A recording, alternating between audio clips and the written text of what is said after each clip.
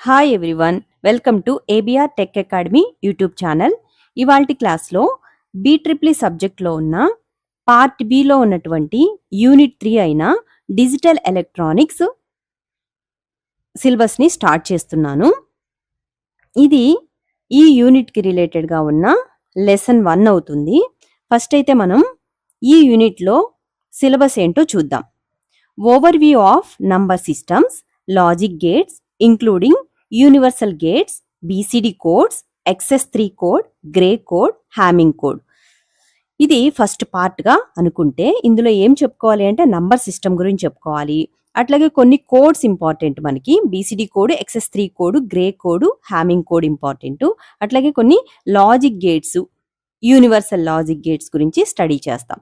Next ఈ యూనిట్లోనే second పార్ట్గా బూలియన్ ఆల్జిబ్రా ప్లేస్ చేశారు.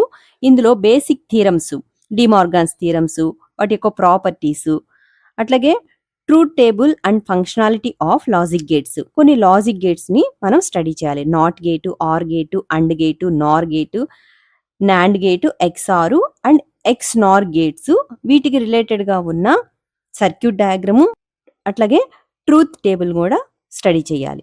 నెక్స్ట్ థర్డ్ పార్ట్గా ఏం ప్లేస్ చేశారు అంటే సింపుల్ కాంబినేషనల్ సర్క్యూట్స్ని ప్లేస్ చేశారు. ఇందులో మనం half and full adder, introduction to sequential circuits, flip flops, registers and counters study చేస్తాం. ఇవన్నీ కూడా బేసిక్ కాన్సెప్ట్స్ మాత్రమే మనం నేర్చుకోవాలి. ఇప్పుడైతే ఈ యూనిట్లోని ఫస్ట్ టాపిక్ అయిన నంబర్ సిస్టమ్స్ గురించి చెప్పుకుందాం. అసలు నంబర్ సిస్టమ్ అంటే ఏంటి? A number system is a systematic way of representing numbers using a specific base and set of digits. Number సిస్టంలో కొన్ని నంబర్స్ని మనము ఒక స్పెసిఫిక్ బేస్ వాల్యూస్తో, సెట్ ఆఫ్ డిజిట్స్తో రిప్రజెంట్ చేస్తూ ఉంటాం.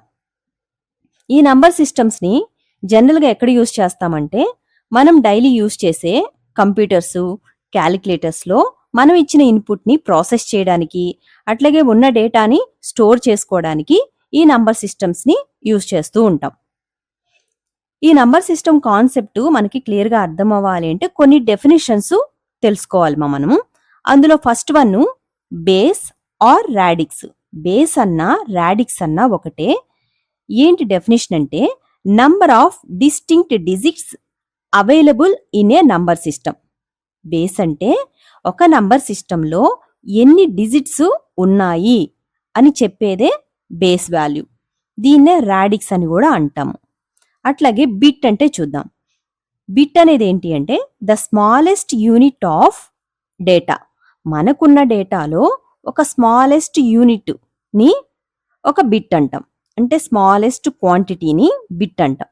A bit can have only 2 values. ఈ బిట్లో మనకి 2 వాల్యూస్ ఉంటాయి. అది ఏంటి అంటే 0 కానీ 1 కానీ. నెక్స్ట్ బైట్ అంటే చూద్దాం.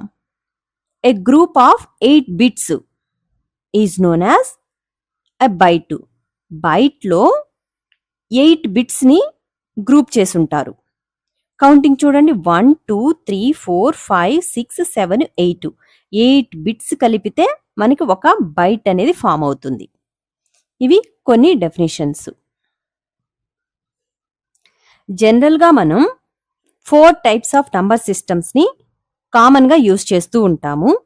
అందులో first one decimal number system, second one binary number system, third one octal number system, fourth one hexadecimal number system.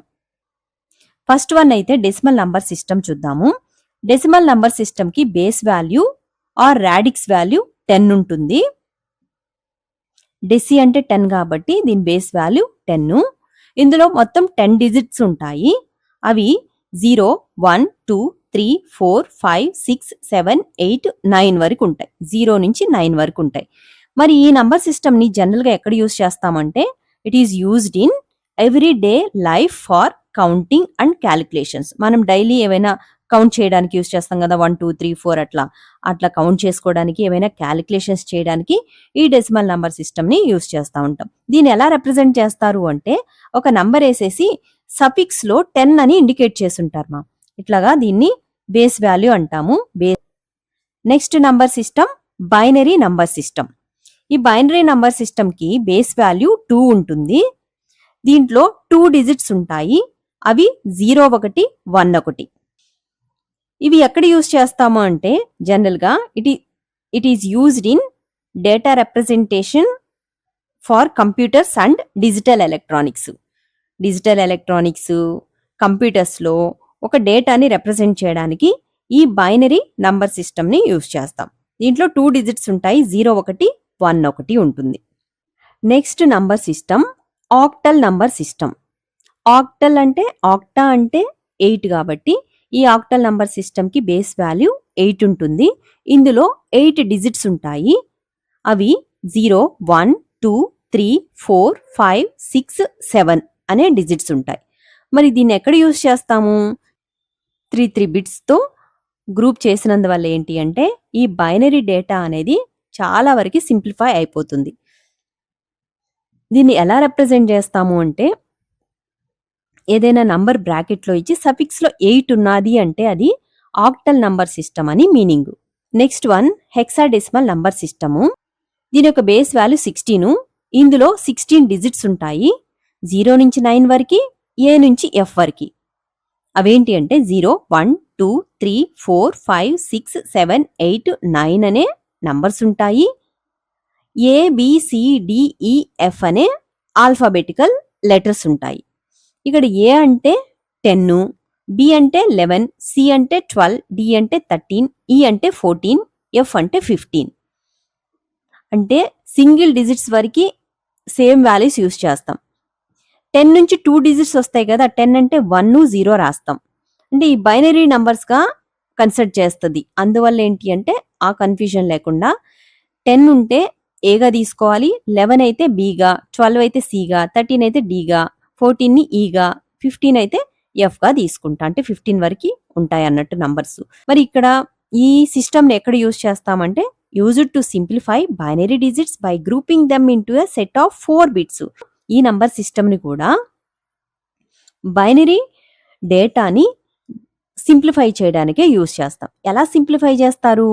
By grouping them into a set of 4 bits. 4 బిట్స్గా గ్రూప్ చేసి binary డేటాని simplify అనేది చేస్తారు. 4 బిట్సే ఎందుకు అంటే దీనికి base value 16 కదా, 16 ఎలా రాయొచ్చు? 2 power 4 అని రాయొచ్చు. 2 power 4 పవర్లో ఏ నంబర్ అయితే ఉంటుందో అన్ని బిట్స్తో గ్రూప్ చేయాలి అన్నట్టు. హెక్సాడెసిమల్లో అయితే 4 బిట్స్గా గ్రూప్ చేస్తాము. అదే ఆక్టల్లో అయితే 3 బిట్స్గా గ్రూప్ చేస్తాం. వేటిని గ్రూప్ చేస్తాము? బైనరీ డేటాని గ్రూప్ చేస్తాం.